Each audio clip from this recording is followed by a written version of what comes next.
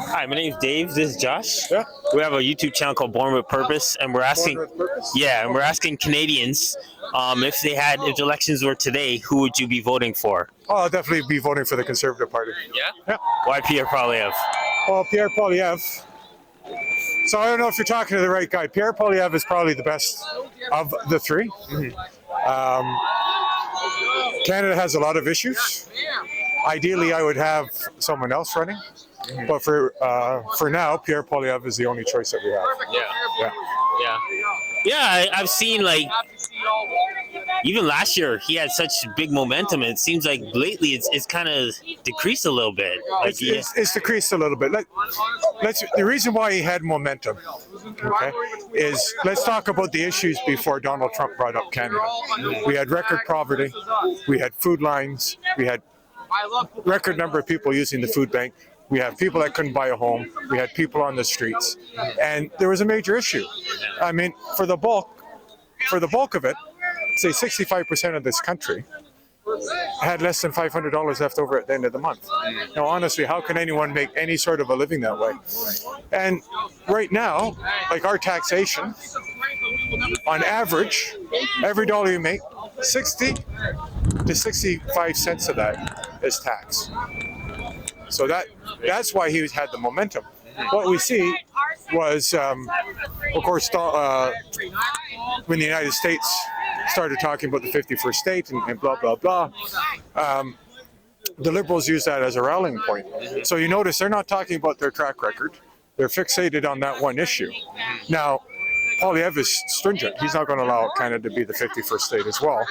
And, of course, the Liberals are starting to use that as division to divide and say that he was. Yeah, and I agree. And they're also using some of the things that he said before and use it.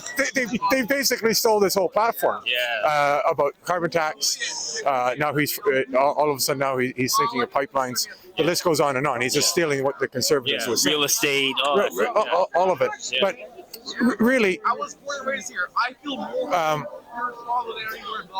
Canada made a very big mistake when responding to Trump. The politicians were all emotional. You don't negotiate showing your emotions.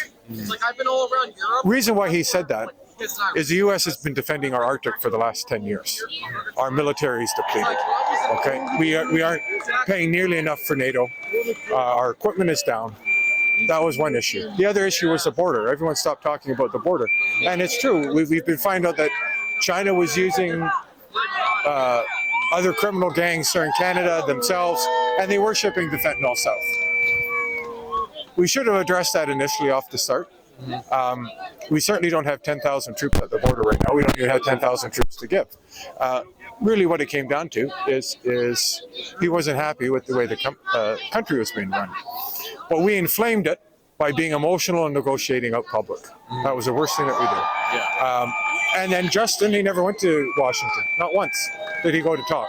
It was the premiers, and then things got out of control because the premiers were going down selfishly on their own reasons. And then Doug Ford saying he was cutting off electricity inflamed it even more. That didn't even scare them at all. No. Well, see, what happens is now, see, all these people are fixated on this one issue. But they got to look at what's happened to them the last 10 years. This country's almost bankrupt. And in fact, I actually think it is bankrupt. And there's no solutions. You just walk around Toronto. I just parked 2 blocks north. 5 homeless people. Like it's those are the core issues.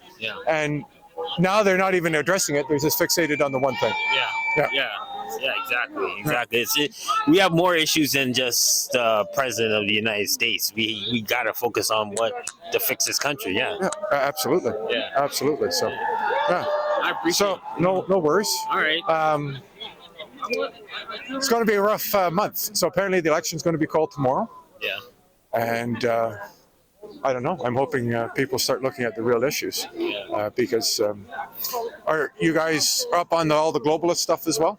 Oh, we're trying to do our best. We do street interviews. We ask people where they stand and stuff. The World Economic Forum. Yeah, I'm starting to do more research about what they're about, WEF, and and stuff. And yeah, I don't trust them at all. No, a lot of our politicians belong to that. Yeah.